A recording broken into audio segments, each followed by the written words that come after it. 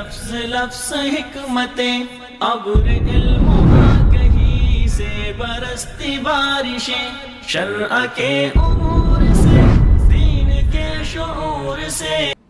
السلام علیکم ورحمۃ اللہ وبرکاتہ. الحمد للہ نحمده ونستعینه ونستغفره ونعوذ باللہ من شرور انفسنا ومن سیئات اعمالنا.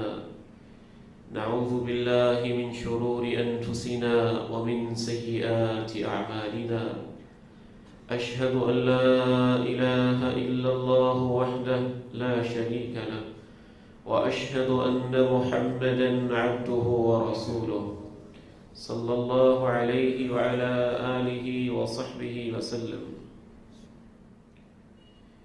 يا أيها الذين آمنوا اتقوا الله حق تقاته ولا تموتن إلا وأنتم مسلمون. يا أيها الناس اتقوا ربكم الذي خلقكم من نفس واحدة وخلق منها زوجها وبث منهما رجالا كثيرا ونساء واتقوا الله الذي تساءلون به والأرحام إن الله كان عليكم رقيبا. يا أيها الذين آمنوا اتقوا الله وقولوا قولا سديدا يصلح لكم أعمالكم ويغفر لكم ذنوبكم ومن يطع الله ورسوله فقد فاز فوزا عظيما. اللهم صل على محمد وعلى آل محمد كما صليت على إبراهيم وعلى آل إبراهيم إنك حميد مجيد. اللهم بارك على محمد وعلى آل محمد كما باركت على إبراهيم وعلى آل إبراهيم إنك حميد مجيد. رب اشرح لي صدري ويسر لي أمري واحلل عقدة من لساني يفقهوا قولي. سبحانك لا علم لنا إلا ما علمتنا إنك أنت العليم الحكيم. اللهم انفعني بما علمتني وعلمني ما ينفعني وزدني علما. أما بعد فإن خير الحديث كتاب الله وخير الهدي هدي محمد صلى الله عليه وسلم وشر الأمور محدثاتها وكل محدثة بدعة وكل بدعة ضلالة وكل ضلالة في النار. أعوذ بالله السميع العليم من الشيطان الرجيم من همزه ونفخه ونفثه. وما خلقت الجن والإنس إلا ليعبدون ما أريد منهم من رزق وما أريد أن يطعمون إن الله هو الرزاق ذو القوة المتين. انتہائی قابل احترام بھائیوں اور بزرگوں، میرے زندہ و پائندہ دل نوجوانوں اور عزیزوں، اللہ رب العزت نے مجھے اور آپ کو ماں کے پیٹ میں 3 اندھیروں میں، رات کی تاریکیوں میں 30 لاکھ جرثوموں کے اندر سے ایک مخصوص انداز میں پیدا فرمایا ہے. میری آنکھیں، میری پلکیں، میری بھویں، میرے سر کے بال، میری پیشانی، میرے رخسار، میرے گال، میرا انگ انگ، میرا وجود اللہ رب العزت کے احسانات کا مرہون منت ہے. چند لمحوں کے لیے بھی اگر وہ مجھ سے اپنی رحمت کو اٹھا لے تو میرا اور آپ کا دل تقریباً کو ایک دن اور رات میں 24 گھنٹوں میں 1,00,000 مرتبہ دھڑکتا ہے، اور 1,00,000 مرتبہ ہارٹ بیٹ کا مطلب یہ ہے کہ وہ حی قیوم 1,00,000 مرتبہ موت کے منہ سے ہمیں واپس لے کے آتا ہے. کیونکہ کسی بھی وقت اگر وہ ہارٹ بیٹ بند ہو جائے 24 گھنٹوں میں 1,00,000 ٹائمز جو اللہ رب العزت نے ایک سسٹم اور نظام بنایا ہے، تو اسے ہی ہم ہارٹ اٹیک اور موت کے نام سے یاد کرتے ہیں۔ میرے اور آپ کے گردے پتہ نہیں دن میں کتنی مرتبہ ڈائلیسس کر رہے ہیں، اور ہمارے جسم کو واش کرنے کا اپنے انداز میں پروسیس کر رہے ہیں۔ تبارک اللہ احسن الخالقین، بڑی برکتوں والا ہے وہ اللہ جو سب سے خوبصورت پیدا کرنے والا ہے۔ زمین اس نے بنائی ہے، آسمان کو اس نے چھت بنایا ہے۔ امن جعل الارض قرارا وجعل خلالها انہارا، اور اسی نے ہماری روشنی کے لیے ٹمٹماتے دیے، کہیں سورج، کہیں چاند، کہیں ستارے اور سٹارز، اربوں کھربوں کے حساب سے اس کائنات کے اندر ایسے لگائے ہیں کہ وہ ہمارے لیے سوٹیبل ہیں، موزوں ہیں، ہماری زندگی کے اضافے کا باعث اور سبب بن رہے ہیں۔ اگر وہ یہ احسان نہ کرتا تو آج پوری سائنس کی دنیا اس بات کو مانتی ہے کہ یہ سورج جو زمین سے تقریباً کوئی 9.9 کروڑ میل کے فاصلے پہ کھڑا ہوا ہے، روزانہ آتا ہے، غروب ہوتا ہے، اگر اس کے فاصلے کو کم کر دیا جائے تو زمین کے اوپر ٹیمپریچر اس قدر زیادہ ہو جائے گا کہ چند ہفتوں کے اندر پوری کی پوری دنیا راکھ کا ڈھیر بن جائے گی۔ ہماری فصلیں، ہماری کھیتیاں، یہ سب کچھ تباہ و برباد ہو کے جل جائے گا، خاکستر اور ختم ہو کے رہ جائے گا۔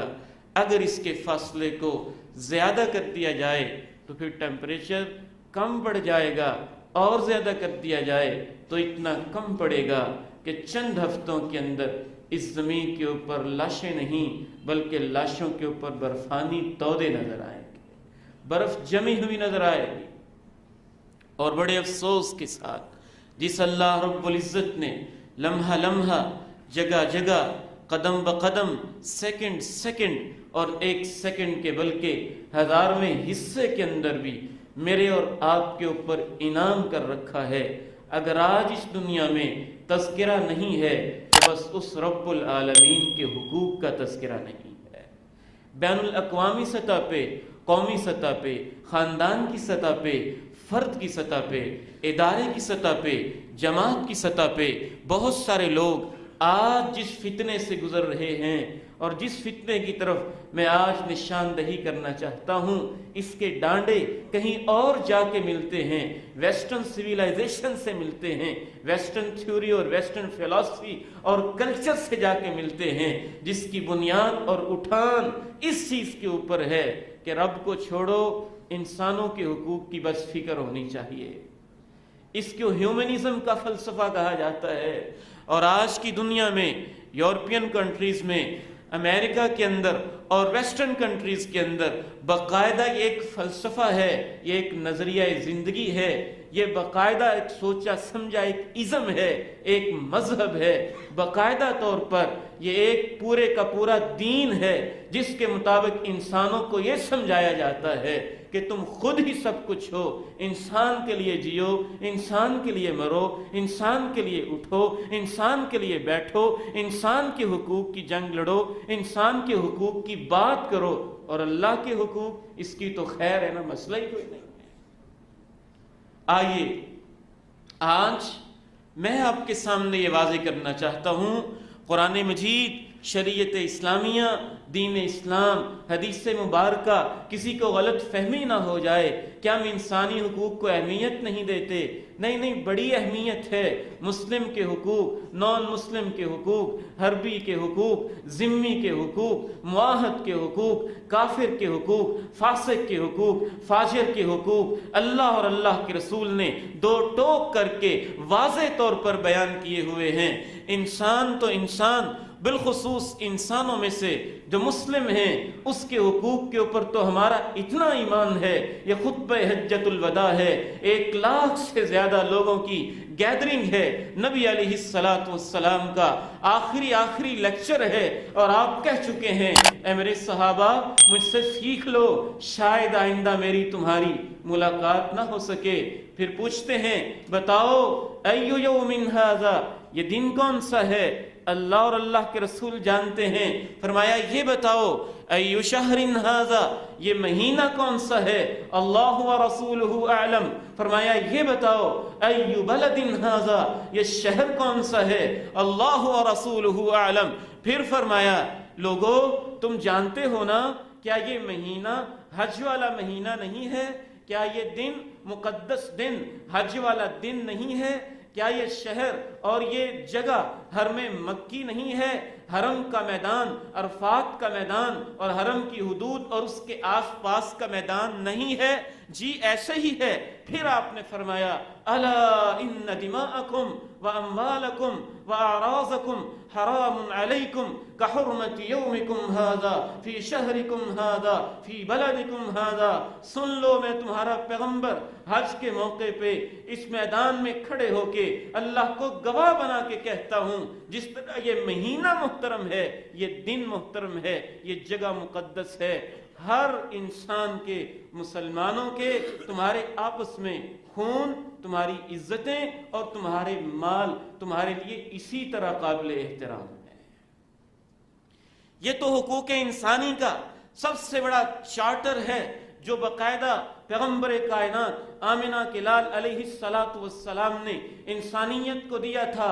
بلکہ اس سے آگے بڑھتے ہوئے میرا ایمان تو یہاں تک کہتا ہے کہ خانہ کعبہ ہو ایک طرف اور ایک طرف مسلمان کی ناموس اور اس کی عزت ہو اور اس کے خون کا مسئلہ ہو اور اس کی جان بچانے کا مسئلہ ہو، میرا ایمان کہتا ہے مسلمان کی جان بچانے کے لیے، مسلمان کے احترام کے لیے، اس کی حفاظت کے لیے کونین کے تاجدار علیہ السلام نے یہاں تک فرمایا تھا کعبہ تو کتنا عظیم، تیری شان کتنی عظیم، لحرمت المسلم اعظم عند اللہ حرمتا منکا، لیکن اللہ کی قسم مسلمان کی عزت اللہ کو تجھ سے زیادہ پیاری لگتی ہے۔ حقوق انسانی مسلم ہیں، وہ تسلیم شدہ بات ہے، حتیٰ کہ کفار کے بارے میں قرآن مجید یہاں تک کہتا ہے کچھ وہ کافر ہیں جو ہم سے جنگ کر رہے ہیں، عزتوں کے لٹیرے ہیں، مسلمانوں کی زمینوں کے قابض ہیں اور طرح طرح کے وحشی درندے بنے ہوئے ہیں،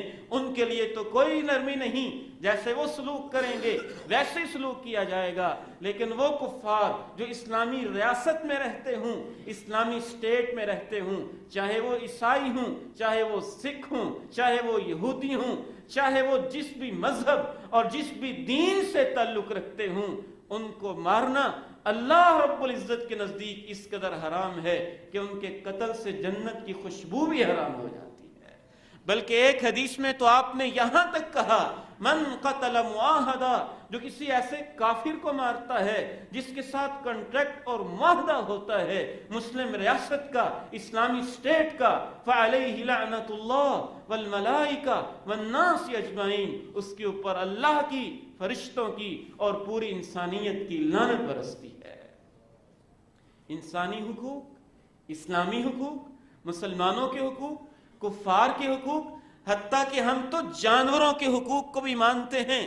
آپ جانتے ہیں حدیث رسول علیہ السلام ہے، بلکہ معجزہ رسول ہے، ایک اونٹ بھاگا بھاگا آتا ہے، کونین کے تاجدار کے قدموں میں آ کے گرتا ہے، اس کی آنکھوں میں آنسو ہیں، آپ اس کے سر پہ ہاتھ پھیرتے ہیں، پھر پوچھتے ہیں من رب ھذا الجمل، اس اونٹ کا مالک کون ہے، کون اس کا مالک ہے؟ بتایا جاتا ہے فلاں انصاری صحابی اس اونٹ کا مالک ہے۔ اس کو بلایا اور کہا ان ھذا شکا الی انک تجیعہ وتدئبہ، اس نے مجھے شکوہ کیا ہے کہ تو بوجھ اس پہ بہت زیادہ لاتا ہے، کام بہت زیادہ لیتا ہے، لیکن چارہ تو اس کو کم کھلاتا ہے۔ اتقوا اللہ فی ھذہ البہائم، ان جانوروں کے بارے میں بھی اللہ سے ڈر کے رہا کرو۔ ہم تو جانوروں کے حقوق کو بھی مانتے ہیں، تسلیم کرتے ہیں۔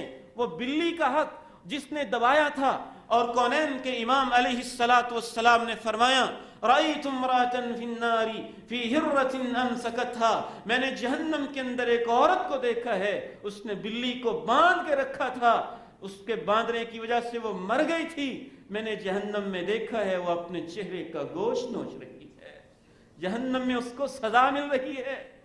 یہ سارا مقدمہ اور دیباچہ میں نے اس لیے عرض کیا ہے किसी भाई को गलत फहमी ना हो, मुगालता ना हो कि हम इंसानी हुकूक को, मुसलमानों की इज्जत को, जानो माल के एहतराम को, इंसानों के तक़द्दुस को, बनी आदम की तकरीम को और उनकी इज्जत और रिस्पेक्ट को कोई अहमियत नहीं देते। लेकिन आज की मेरी गुफ्तगू और मेरा कहने का बुनियादी मकसद ये है कि इंसानी हुकूक के नारे अलापे जाएं और अल्लाह के हुकूक को छोड़ दिया जाए। इसकी सजा क्या होती है?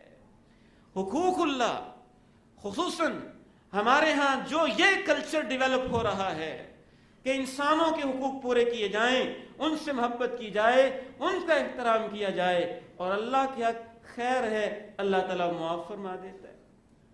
अल्लाह के हक का तो मसला ही कोई नहीं, हुकूकुल्लाह को तो मसला ही कोई नहीं। ये मैं समझाना चाहता हूँ, ये ह्यूमनिज्म के असरात हैं, मौजूदा मगरबी तहजीब के असरात हैं जो हमारे मुआशरे तक पहुँचे हैं। मैं आपके ज़मीन पे दस्तक देके और मीडिया वालों से और आज की दुनिया से और सब इंसानों से पूछना चाहता हूँ, अगर कोई अपने दोस्त का हक मारता है, काफिर का हक मारता है तो वो भी जालिम है। अगर कोई अपने मुसलमान का हक मारता है तो वो भी जालिम है। अगर कोई अपने भाई का हक खाता है तो वो भी जालिम है। अगर कोई अपने बाप का हक खाता है तो वो भी जालिम है। अगर कोई अपनी माँ का हक खाता है वो बड़ा ही जालिम है। और अगर कोई अपने रब का हक खाता है तो सबसे बड़ा जालिम है, सबसे बड़ा जालिम है। हुकूकुल्लाह फर्स्ट प्रायोरिटी पे आते हैं, पहली तरजीह पे आते हैं, पहली बुनियाद पे आते हैं।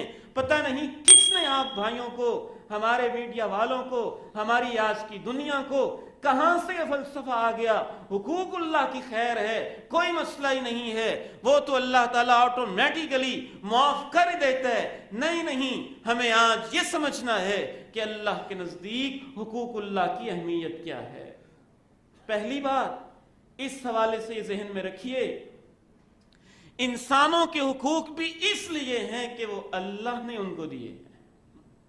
इंसानों के हुकूक की अदायगी भी इसीलिए है कि वो अल्लाह रब्बुल इज्जत ने मुकर्रर किए हैं, अल्लाह ने तय कर दिए हैं। जहां अल्लाह ने कातिल को कहा कि इसको कत्ल किया जाए तो उसका हक जिंदगी का भी खत्म हो जाता है। जहां रब्बुल आलमीन कह दे चोर के हाथ काटे जाएं तो वहां उसके हाथ का हक भी खत्म हो जाता है। जहां रब्बे करीम कह दे कि जानी को 100 कोड़े लगाए जाएं तो उसकी इज्जत का हक खत्म हो जाता है। जहां रब्बुल आलमीन कह दे कि कज़फ और बुहतान लगाने वाले को 80 कोड़े लगाए जाएं तो वहां उसकी इज्जत का हक खत्म हो जाता है। इंसानों के हुकूक भी खुद रब्बुल आलमीन तय करते हैं। ये अल्लाह बताते हैं किसका क्या हक होता है, किसको कितना हक मिलता है, किसको कहां मिलता है, बाप को क्या मिलना है, शौहर को क्या मिलना है, बीवी को क्या मिलना है, औलाद को क्या मिलना है, माल किसको कितना मिलना है, वरासत किसको कितनी मिलनी है। मगरबी फलसफा ये कहता है कि इंसान तय करेंगे, दीन इस्लाम ये कहता है इंसानों का मालिक रब रहमान तय करेगा। हुकूक भी अल्लाह ही बताएगा, इंसानों के हुकूक भी रब्बुल आलमीन ही बताएगा। दूसरी बात इस हवाले से ये जहन में रखिए, रब्बुल आलमीन के कुछ ऐसे हुकूक हैं कि इंसानों के हुकूक अगर कोई शख्स पूरे करता भी हो, मुसलसल पूरा करता हो, बड़ा खूबसूरत बैलेंस है, तवाजुन है, एतदाल है, हुस्न है। शरीयत इस्लामिया में अगर कोई हर वक्त अल्लाह अल्लाह करता है और बंदों के हुकूक अदा नहीं करता तो वो बंदों के हुकूक का जालिम है, गासिब है। और खतरा है कि उसकी अल्लाह अल्लाह पता नहीं किस खाते में जाएगी, कहीं उसकी नमाजें, कहीं उसके रोजे, कहीं उसकी हज्जें, कहीं उसकी जिक्र, कहीं उसकी तस्बीहात जाया तबाह बर्बाद ना हो जाएं। जिस तरह हम इसको हकीकत समझते हैं इसी तरह एक दूसरी हकीकत, और उससे भी मैं पर्दा उठाना चाहता हूं। अगर एक शख्स बड़ा साले है, पारसा है, शरीफ है, खुश अखलाक है, प्लाइट है, बहुत अच्छा है, कभी उसने किसी का हक नहीं खाया, कभी उसने करप्शन नहीं की, कभी उसने किसी को धोखा नहीं दिया, कभी किसी के साथ फराड नहीं किया, लेकिन वो अल्लाह के साथ शिरक करता है, तो रब के कुरान का फैसला है वो अल्लाह के पैगंबर भी हूं तो अल्लाह उनके अमाल को जाया कर देगा। तो ये शिरक किसके हक के ऊपर डाका है? اس کا بندوں سے تو کوئی تعلق نہیں. توحید اللہ کا حق ہے اور شرک اللہ کے حق کے اندر ظلم کی ایک نئی داستان رقم کرنے کی بات ہے. اور یاد رکھیے اللہ رب العزت کا یہ والا حق، توحید کا حق، کہ اس کو مانا جائے، اس کے سامنے جھکا جائے، اس کے سامنے جھولیاں پھیلائی جائیں، نظریں اس کے نام کی ہوں، نیازیں اس کے نام کی ہوں، محبتیں اس کے نام ہو جائیں، خوف اسی سے کھایا جائے، توکل اسی پہ کیا جائے، زندگی اس کے نام پہ وقف کر دی جائے. ان صلاتی و نسکی و محیای و مماتی للہ رب العالمین کا ابراہیمی نعرہ دنیا کو سنا دیا جائے. اگر اس حق کے اندر کوئی ظلم کرتا ہے تو پھر اس کا انجام کیا ہوتا ہے؟ صحیح مسلم کی حدیث ہے، حضرت عائشہ رضی اللہ تعالی عنہ امام کائنات علیہ السلام سے پوچھتی ہیں، وہ شخص بڑا سخی تھا، ابن جدعان بہت بڑا سخی انسان تھا، اے اللہ کے پیغمبر علیہ السلام اس کے بارے میں کیا خیال ہے؟ اس کو ثواب ملے گا اس کی نیکیوں کا، اس کے ویلفیئر کے کاموں کا، فلاح و بہبود کی بنائی ہوئی اس کے سارے پروجیکٹس اور منصوبوں کے بارے میں کیا خیال ہے؟ امام ابن کثیر رحمہ اللہ نے اس کی تشریح میں لکھا ہے کہ ابن جدعان وہ شخص تھا، غریبوں کے لیے ایسا دسترخوان تھا کہ مکہ کے اندر اتنا بڑا اس نے عجیب و غریب قسم کا ایک پیالہ بنا رکھا تھا کہ باقاعدہ سیڑھی پہ چڑھ کے اس کے اندر سے جو غریب چاہتا تھا جب چاہتا تھا کھا سکتا تھا، 24 گھنٹے چلتا رہتا تھا. یہ اس کا دسترخوان تھا، ویلفیئر کا کام تھا، دولت تھی جو غریبوں کے کام آ رہی تھی. یہ تفصیل حدیث میں نہیں ہے، تاریخ میں ہے، امام ابن کثیر نے البدایہ والنہایہ کے اندر لکھی ہے.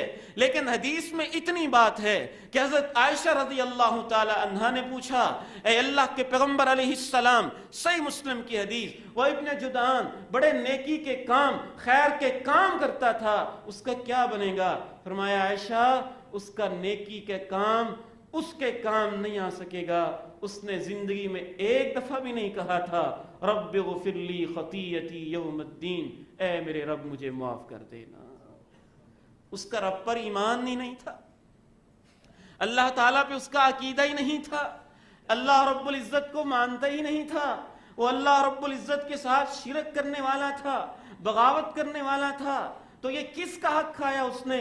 اللہ کے بندوں کو دے رہا ہے لیکن اللہ کا حق کھا رہا ہے. تو اللہ رب العزت نے یہ فیصلہ کیا. یہ آیت کس کے بارے میں ہے؟ ان اللہ لا یغفر ان یشرک بہ ویغفر ما دون ذلک لمن یشاء. لوگوں یاد رکھنا، اس میں کوئی شک نہیں ہے کہ اللہ کے ساتھ شرک کیا جائے تو اللہ اسے کبھی معاف نہیں کرے گا. تو بندوں کا حق تو اس نے نہیں کھایا. لیکن ہم یہ کہاں سے کہتے ہیں حقوق اللہ کی خیر ہے، یہ معاف ہو جائیں گے، خود بخود ہی معاف ہو جائیں گے، ان کی طرف توجہ کی گویا ضرورت ہی نہیں ہے. یہ اس قدر غلو اور اس قدر حد سے آگے بڑھنا اور انسانوں کو ان کی ویلیو سے اٹھا کے رب العالمین سے بھی اوپر کر دینا، یہ ہیومنزم والی سوچ ہے، یہ سیکولر سوچ ہے، یہ کمیونسٹ سوچ ہے، یہ جدید دور کا مغربی فلسفہ ہے. اللہ رب العزت نے جو ہمیں دین دیا ہے، جو قرآن ہے، جو شریعت ہے، جو حدیث ہے، جو ہمارا نظریہ ہے، جو کونین کے تاجدار علیہ السلام کا فیصلہ ہے، وہ تو یہاں تک کہتا ہے وَلَوْ أَشْرَكُوا لَحَبِطَ عَنْهُمْ.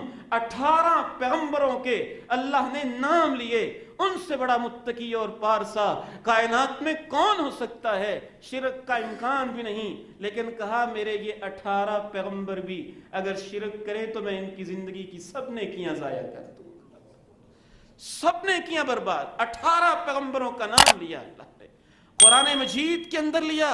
خود اپنے آخری پیغمبر کو مخاطب ہو کے کہا لَإِنْ أَشْرَكْتَ لَيَحْبَطَنَّ عَمَلُكَ. اے میرے پیغمبر، آپ آمنہ کے لال ہیں، آپ میرے محبوب ہیں، میں نے آپ کو کونین کا تاجدار بنایا ہے، میں نے آپ کو سرور کونین بنایا ہے، سید الانبیاء اور سید البشر بنایا ہے. لیکن یاد رکھیے بفرض محال اگر آپ سے شرک ہو گیا تو آپ کے عمل ضائع ہو جائے گے. اس حد تک اللہ رب العزت نے دو ٹوک فیصلہ سنایا. ہم نے یہ کہاں سے فرض کر لیا ہے کہ بس حقوق العباد ہی سب کچھ ہیں، हुकूक अल्लाह का कोई मसला नहीं है। याद रखिए, अल्लाह के हुकूक की दीन इस्लाम के अंदर इस कदर अहमियत है। नबी अलैहिस्सलातु वस्सलाम अपने सहाबा को ये हुकूक सिखाया करते थे। एक सहाबी आपके साथ तशरीफ फरमा है, सवारी के ऊपर बैठे हुए हैं। अल्लाह के नबी अलैहिस्सलाम पूछते हैं, अतदरी मा हक़्क़ुल्लाहि अलल इबाद, ऐ मेरे सहाबी क्या तुम जानते हो अल्लाह का बंदों के ऊपर क्या हक है? कहते हैं अल्लाह व रसूलुहु अअलम, अल्लाह और अल्लाह के रसूल ही बेहतर जानते हैं। फरमाया याद रखो, अल्लाह का अपने बंदों के ऊपर यह हक है अन यअबुदूहु वला युश्रिकू बिही शैया, कि सब बंदे अल्लाह की इबादत करें और उसके साथ शिरक ना किया करें।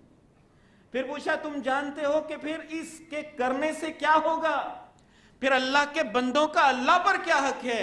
फरमाया हाँ, फिर अल्लाह के बंदों का अल्लाह पर यह हक होगा कि अल्लाह उनके ऊपर जन्नत वाजिब कर देगा और जहन्नम हराम कर देगा। जन्नत में दाखिल करेगा, जहन्नम से उनको बचाएगा। तो यहां तक ये पॉइंट हमारे सामने वाज़ेह हुआ कि जिस तरह हुकूकुल इबाद की अहमियत है, इस तरह से हुकूकुल्लाह की भी अहमियत है। एक हदीस में नबी अलैहिस्सलातु वस्सलाम इरशाद फरमाते हैं, दो टोक फरमाते हैं, वाज़ेह और क्लियर फरमाते हैं। आप अलैहिस्सलातु वस्सलाम का इरशाद आलिशान सुनिए और उससे खुद कोई नतीजा अखज़ करने की कोशिश कीजिए।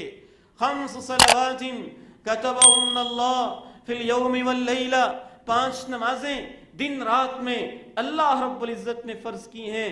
मन हाफ़ज़ अलैहिन्ना, जो इनकी हिफाजत करेगा, कानत लहू नूरा, कल क़यामत के दिन ये नमाजें उसके लिए नूर बन जाएंगी, रोशनी बन जाएंगी।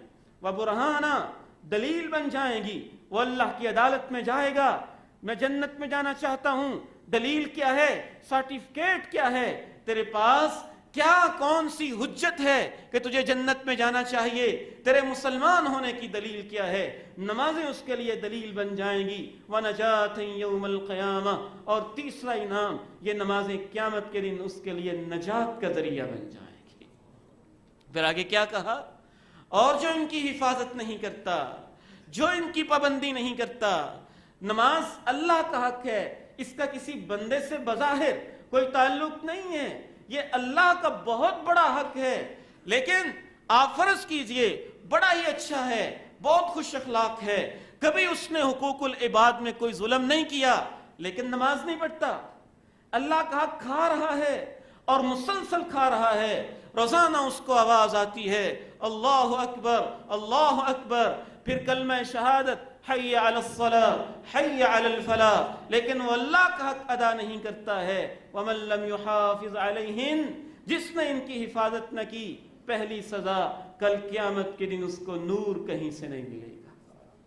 सूरज तो बेनूर हो गया, चांद गहना गया, सितारे तो झड़ गए, एक नई दुनिया, एक नया जहां, वहां नूर कहां से आएगा? वो दिल से आएगा, ईमान से आएगा। जितना दिल में नूर उतना ही मिलेगा, जितना वजूद में नूर उतना ही मिलेगा। इसने नमाज पढ़ी नहीं, इसको नूर नहीं मिलेगा, इसके पास दलील नहीं होगी, कोई सर्टिफिकेट नहीं होगा, कोई इसके पास हुज्जत और बुरहान नहीं होगी इसके मुसलमान होने की, इसके लिए नजात का रास्ता भी नहीं होगा। और चौथी सजा, हुश्र मअ फिरऔन व क़ारून व हामान व उबय इब्न खल्फ, ऐसे इंसान को अल्लाह इन 4 मुजरिमों के साथ खड़ा कर देगा। फिरौन के साथ, कारून के साथ, हामान के साथ, उबय इब्न खल्फ के साथ। इन चारों की तफसीली हिस्ट्री है, लेकिन सिर्फ एक फिरौन के ऊपर आप गौर करें। वह फिरौन ज़िल्लहु था, ऐसा जालिम था जो इनका सियासी मुखालिफ होता, जो भी थोड़ी सी बगावत करता, जो अकीदे के लिहाज से मुखालिफ होता, ये जालिम इंसान उसको नीचे लटा के उसके आज़ा के अंदर कील बाकायदा तौर पे लगवाता था। कील ठोंसे जाते, कील गाड़े जाते। वह फिरऔन ज़िल्लहु था, इसने खुद अपनी अहलिया का जो हशर किया, हजरत आसिया का क्या हशर किया, उनको नीचे लटाया, बेटे को लेके आया, कहा मानती हो मूसा के रब को, मानती हूं मूसा के रब को, मानती हूं मूसा के रब को, अब भी मानती हो, अब भी मानती हूं। कहा इसके बेटे को पकड़ा जाए, گردن پہ چھری چلائی جائے اور اس کے خون کے قطرے ماں کے منہ کے اندر ڈال دیے جائے۔ امام ابن کثیر نے تفسیر ابن کثیر میں لکھا ہے، اور اللہ رب العزت نے خود اس کے ظلم کا تذکرہ کیا ہے۔ بیٹوں کو ذبح کرتا، بیٹوں کو ذبح کرتا، بچوں کو ذبح کرتا، بچیوں کو زندہ چھوڑتا، ان کو غلام بناتا، اور تاریخ کے بعض حوالے کہتے ہیں تقریباً 50,000 بنی اسرائیل کے بچے اس فرعون نے قتل کیے تھے۔ تو بے نماز کو وہ جتنا بھی اچھا ہو، جتنا بھی پولائٹ ہو، جتنا بھی بظاہر اچھا نظر آتا ہو، لیکن وہ اتنا بڑا ظالم ہے کہ اللہ کی نگاہوں میں امام کائنات علیہ السلام کا فیصلہ ہے کہ اللہ نے قیامت کے دن اسے فرعون کے ساتھ کھڑا کرنا ہے۔ وَشِرَ مَعَ فِرْعَوْنَ، یہ کس نے ہمیں فلسفہ پڑھا دیا؟ حقوق اللہ کی کوئی اہمیت نہیں۔ زمین اس نے بنایا، زمین کو اس نے بنایا، آسمان کو اس نے بنایا، وجود کو اس نے بنایا، انگ کو اس نے بنایا، پلکوں بھووں کو اس نے بنایا، وجود تو اس نے بخشا۔ سب سے پیچھے اگر حقوق رہ گئے تو بس اللہ کے حقوق ہی سب سے پیچھے رہ گئے۔ ہماری نگاہوں میں وہی سب سے کمزور ہے کہ اس کے حقوق کے اندر جیسے چاہے ہم کرتے پھریں، اس کی جیسے چاہے نافرمانی، جیسے چاہے بغاوت کرتے پھریں۔ اللہ کے حقوق کو پہچانیے، اللہ کے حقوق کو پہچانیے۔ امام غزالی رحمہ اللہ تعالی فرمایا کرتے تھے، جس کے کانوں میں آواز آ جائے اللہ اکبر، اللہ اکبر، اللہ سب سے بڑا، اللہ سب سے بڑا، وہ دوڑتا دوڑتا مسجد میں آئے۔ جس طرح وہ آج اذان سن کے جلدی اٹھے گا، کل قیامت کے دن بھی جلدی اور آسانی سے اٹھ جائے گا۔ میدان محشر برپا ہوگا، اللہ کی طرف بلایا جائے گا، اس کے لیے بڑی مانوس جانی پہچانی آواز ہوگی کہ ساری زندگی تو اس کی آواز پہ لبیک کہتے رہے۔ اللہ نے تو مقصد تخلیق انسانیت بیان ہی یہ کیا، وَمَا خَلَقْتُ الْجِنَّ وَالْإِنسَ إِلَّا لِيَعْبُدُونَ مَا أُرِيدُ مِنْهُمْ مِنْ رِزْقٍ وَمَا أُرِيدُ أَنْ يُطْعِمُونَ إِنَّ اللَّهَ هُوَ الرَّزَّاقُ ذُو الْقُوَّةِ الْمَتِينَ۔ میں نے جن و انس کو پیدا ہی اس لیے کیا ہے کہ میری عبادت کرے۔ مَا أُرِيدُ مِنْهُمْ مِنْ رِزْقٍ وَمَا أُرِيدُ أَنْ يُطْعِمُونَ، نہ میں ان سے رزق کا خواہاں ہوں اور نہ ہی میں یہ چاہتا ہوں کہ مجھے کھلائیں یا مجھے پلائیں۔ تو میرے محترم بھائیوں، اس غلط خیال کو ذہن سے نکال دیجئے۔ کتنے ہی ہمارے ایسے دوست ہیں، احباب ہیں، جاننے والے ہیں، ہمارے رشتہ دار ہیں، بھائی ہیں، بھتیجے ہیں، بھانجے ہیں، عزیز و اقارب ہیں، فیملی کے لوگ ہیں، آگے پیچھے جاننے والے متعارف قسم کے لوگ ہیں۔ ان سے آپ کہیں نماز پڑھیں تو کہتا ہے کوئی بات نہیں، میں نماز ہی نہیں پڑھتا نا، کسی پہ ظلم تو نہیں کرتا نا، نماز ہی چھوڑتا ہوں نا، کسی پہ ظلم تو نہیں کرتا، کسی کا حق تو نہیں کھاتا، میں رشوت تو نہیں لیتا، میں دکانوں پہ ناجائز قبضے تو نہیں کرتا، میں دھوکے تو نہیں دیتا، میں فراڈ تو نہیں کرتا، میں کرپشن تو نہیں کرتا، میں فلاں غلط کام تو نہیں کرتا، میں یتیموں کا حق تو نہیں کھاتا، میں فلاں کام تو نہیں کرتا، میں فلاں کام تو نہیں کرتا۔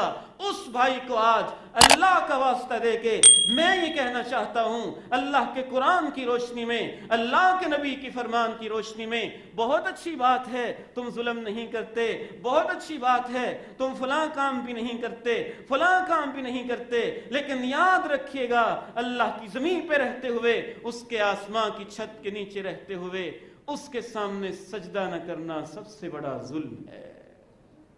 تم اللہ کا حق کھا رہے ہو، تم بہت برے چور ہو۔ نبی علیہ السلام نے ارشاد فرمایا، اسوأ الناس سرقة الذي يسرق من صلاته قالوا وكيف يسرق من صلاته۔ آپ کا ارشاد گرامی ہے، چور وہ بھی ہوتا ہے جو مال چوری کرتا ہے، چور وہ بھی ہوتا ہے جو عزتوں کو چراتا ہے، چور وہ بھی ہوتا ہے جو وقت اور ڈیوٹی کے اندر چوریاں کرتا ہے، چور وہ بھی ہوتا ہے جو انسانوں کے حقوق میں چوری کرتا ہے۔ آقا کائنات علیہ السلام ارشاد فرماتے ہیں، لیکن تمام چوروں میں سب سے برا چور وہ ہے جو نماز کی چوریاں کرتا ہے۔ اسوأ الناس سرقة الذي يسرق من صلاتي قالوا وكيف يسرق من صلاتي قال لا يتم ركوعها ولا سجودها ولا خشوعها۔ آپ علیہ الصلاۃ والسلام نے اللہ کے حقوق ایک ایک کر کے بیان کیے۔ اللہ کے حقوق کا مسئلہ تو ایسا مسئلہ ہے، اگر اس کے اندر انسانوں نے کوتاہی کی ہے تو اللہ نے یہ عدالت تو اپنے نبیوں پہ بھی لگا دینی ہے۔ حضرت عیسیٰ علیہ الصلاۃ والسلام اللہ کے سامنے کھڑے ہیں، اللہ کا قرآن کہتا ہے میدان محشر ہے، سب انسان جمع ہیں، اور اللہ اپنے پیغمبر سے پوچھ رہا ہے انت قلت للناس اتخذونی وامی الہین من دون اللہ، اے میرے عیسیٰ پیغمبر کیا آپ نے اپنے امتیوں سے کہا تھا کہ تمہیں اور تمہاری ماں کو مجھے چھوڑ کے اپنا معبود بنا لیں؟ کیا آپ نے ان سے یہ کہا تھا؟ ان کے اوپر بھی عدالت لگی ہوئی ہے، اور اللہ کے حقوق عیسائیوں نے کھائے ہیں، لیکن اتمام حجت کے لیے اللہ کے پیغمبر علیہ الصلاۃ والسلام کو ان کے سامنے کھڑا کیا جا رہا ہے۔ ہمارے ذہنوں کو غلط طریقے سے، غلط پروپیگنڈے سے، غلط لائنوں کی طرف چلایا جا رہا ہے۔ مشرکین مکہ بہت بڑے انسانیت کے لحاظ سے تو ایک لحاظ سے خیرخواہ بھی تھے، ویلفیئر کے کام بھی کرتے تھے۔ جتنے لوگ بھی مکہ کا طواف کرنے آتے، حج کرنے آتے، سب کو پانی پلانے کا انتظام کرتے، شریعت کا انتظام کرتے، ستو گھول گھول کے ان کو پلاتے، ان کی خدمت کرتے، ان کی تواضع کرتے۔ بیت اللہ کی بنیاد مشرکین مکہ نے اس انداز سے رکھی، حدیث میں آتا ہے باقاعدہ انہوں نے طے کیا ہمارا مال جیسا بھی ہے لیکن اللہ کے گھر میں ہم نے جائز حلال مال لگانا ہے، ناجائز نہیں لگانا۔ بیت اللہ کا حج بھی کرتے، طواف بھی کرتے، صفا مروہ کی سعی بھی کرتے، سب عبادات کرتے، لیکن دو ٹوک اللہ کے قرآن نے اپنے قرآن میں واضح اللہ رب العزت نے کہا اجعلتم سقایت الحاج وعمارت المسجد الحرام کمن آمن باللہ والیوم الآخر۔ اے مشرکین مکہ، کیا تم نے یہ سمجھا ہے کہ حاجیوں کو پانی پلانے سے تم ایمان والوں کی طرح ہو جاؤ گے؟ اللہ پر ایمان، اللہ پہ عقیدہ، اللہ کے حقوق، ان کی معرفت ہماری زندگی کے اندر بہت زیادہ ضروری ہو چکی ہے۔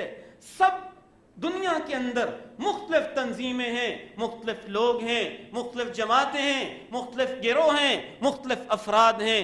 انسانوں کے حقوق کے نام پہ بہت کچھ ہو رہا ہے، اچھا بھی ہو رہا ہے، برا بھی ہو رہا ہے۔ حقوق کے پیچھے غلط پروپیگنڈے بھی ہیں، غلط مقاصد بھی ہیں، لیکن اوورآل یہ مشن اچھا ہے، قابل تحسین ہے، لیکن اس وقت یہ قابل نفرت ہے جب انسانوں کے حقوق کے نام پہ اللہ کے حقوق کو پیچھے چھوڑ دیا جائے، اللہ کے حقوق کو بھلا دیا جائے۔ اس کے بغیر ہم زندہ کیسے رہ سکتے ہیں؟ اور آخری بات یہ بھی سمجھ کے جائیے گا، آج کے اس خطبہ جمعۃ المبارک کے حوالے سے انشاءاللہ اس پہ ہم ڈسکس کریں گے کہ اللہ کے کون کون سے حقوق ہیں، کہاں سے شروع ہوتے ہیں، کہاں تک وہ پہنچتے ہیں۔ صحابہ کرام نے تو اپنی زندگیاں بھی اللہ ہی کے نام پہ وقف کر رکھی تھیں، جو کچھ بھی کرتے تھے اللہ کے نام پہ کرتے تھے۔ اللہ کے حقوق تو اس قدر بڑے ہیں، اگر کوئی والدین کی خدمت کرتا ہے، ماں کی خدمت کرتا ہے، باپ کی خدمت کرتا ہے، ہمسائے کے کام آتا ہے، ہاسپٹل بناتا ہے، ویلفیئر سوسائٹیز بناتا ہے، دنیا جہان کی اچھائی کے بھلائی کے کام کرتا ہے، لیکن سب انسانوں کے حقوق ادا کرنے کے بعد بھی اس کی نیت ہوتی ہے انسان خوش ہو جائیں تو قیامت والے دن اس کو ذرہ بھی ثواب نہیں دیا جائے۔ انسانوں کے حقوق تو اس نے ادا کر دیے، نیت غلط تھی۔ انسانوں کے حقوق میں بھی اصل حق اللہ ہی کا ہوتا ہے کہ یا اللہ ہم تیری رضا کے لیے کر رہے ہیں، یا اللہ تجھے خوش کرنے کے لیے کر رہے ہیں۔ جب نیت یہ ہوگی، آپ جانتے ہیں جتنا بھی متقی پارسا ہو، کل قیامت کے دن تین انسان ہیں، ایک مجاہد ہے، ایک سخی ہے، ایک عالم دین ہے۔ حضرت ابو ہریرہ رضی اللہ تعالی عنہ وارضاہ جب حدیث بیان کرتے ان پہ غشی کی کیفیت طاری ہو جاتی، بے ہوش ہو جاتے۔ فرماتے کونین کے تاجدار علیہ السلام نے فرمایا ہے مجاہد کو لایا گیا، عالم کو لایا گیا، سخی کو لایا گیا، پوچھا کیا کرتے رہے ہو؟ ایک نے کہا یا اللہ ویلفیئر کے بڑے کام کیے، دوسرے نے کہا تقریریں کی، دروس دیے، خطبات دیے، قرآن کی تعلیم دی، تیسرے نے کہا یا اللہ اپنی جان بھی تیری راہ کے اندر دے کے آ گیا ہوں۔ اللہ نے کہا تم جھوٹ بولتے ہو، تمہارا مقصد کچھ اور تھا۔ حدیث کے الفاظ ہیں اول ما تسعر بهم النار، سب سے پہلے جہنم کا افتتاح ان تینوں سے کیا جائے گا۔ بندوں کا حق تو نہیں مارا انہوں نے، اللہ کا حق کھا لیا کہ بندوں کے حقوق کے پیچھے بھی نیت اللہ کی رضا ہی ہونی چاہیے، اللہ کی رضا ہی ہونی چاہیے۔ اللہ کی رضا کے لیے اگر آپ چھوٹا سا بھی کام کریں گے، بلکہ یہ پوائنٹ بھی ذہن میں رکھیے گا، حقوق العباد اس وقت تک صحیح معنی میں کوئی ادا کر ہی نہیں سکتا جب ان کے پیچھے حقوق اللہ کی نیت نہ ہو، ارادہ یہ نہ ہو کہ مالک الملک خوش ہو جائے۔ اگر اللہ پر ایمان نہیں اور وہ ویلفیئر کے کام کر رہا ہے تو اس کے پیچھے کوئی بزنس کا مفاد ہو سکتا ہے، کوئی سٹیٹس کا مفاد ہو سکتا ہے، کوئی سیاست کا مفاد ہو سکتا ہے، کوئی جغرافیہ کا مفاد ہو سکتا ہے، کوئی برادری کا مفاد ہو سکتا ہے، کوئی بھی مفاد ہو سکتا ہے۔ انسانوں کے کام بھی صحیح معنی میں وہی آئے گا جو انسانوں کی خدمت بھی اللہ کی خاطر کرتا ہے کہ یہ اللہ کے بندے ہیں۔ حضرت عثمان غنی رضی اللہ تعالی عنہ وارضا، غزوہ تبوک کا موقع ہے، نبی علیہ السلام اعلان کرتے ہیں کون ہے جو اس مشکل موقع میں مسلمانوں کے کام آئے؟ کہ اللہ کے نبی علیہ السلام 200 اونٹ اللہ کی راہ میں دیتا ہوں۔ اور کھڑے ہو کے کہا اور کون ہے؟ کہا 200 اونٹ، پھر کہا اور کون؟ کہا 200 اونٹ، 940 اونٹ ایک موقع پہ حضرت عثمان غنی رضی اللہ تعالی عنہ نے اللہ کی راہ میں دے دیے۔ اس کے بعد 60 گھوڑے بھی دیے، 1000 کی تعداد پوری کی، اور کہہ رہے ہیں اللہ کی راہ میں دو، اللہ کی راہ میں دو۔ عثمان غنی رضی اللہ تعالی عنہ پھر اٹھتے ہیں، اور میں حیران ہو گیا تاریخ پڑھ کے۔ پہلے دیناروں کے حساب سے پڑھتے تھے، دیناروں کو جب کیجیز کے اندر کنورٹ کیا تو تقریباً 5 کلو سونا حضرت عثمان غنی نے ایک موقع پہ اللہ کی راہ میں نچھاور کیا۔ آپ ان سونے کی ڈھیر کو اپنی جھولی کے اندر اٹھائے ہوئے ہیں، یوں حرکت دے رہے ہیں، ما ضر عثمان ما عمل بعد اليوم، عثمان آج کے بعد تو کوئی اور نیکی نہ بھی کرے تجھے کوئی نقصان نہیں ہوگا۔ اللہ کی راہ میں تو انہیں اتنا کچھ دے دیا ہے، پھر اللہ نے ان کی قدر بھی کیسے کی ہے۔ دنیا میں مصیبتیں آئیں، آزمائشیں آئیں، پھر بیٹھے ہوئے ہیں، 40 دن ہو گئے، ظالموں نے، باغیوں نے بغاوت کی ہوئی ہے۔ وہی مسجد نبوی جس میں عثمان کا حصہ ہے، اس میں نماز نہیں پڑھ سکتے۔ وہی بئر روما جس کو اللہ کی رضا کے لیے وقف کیا ہے، اس سے پانی پینے کی اجازت نہیں دی جا رہی ہے، پیاسے ہیں، عجیب کیفیت ہے، 40 راتیں گزر گئیں۔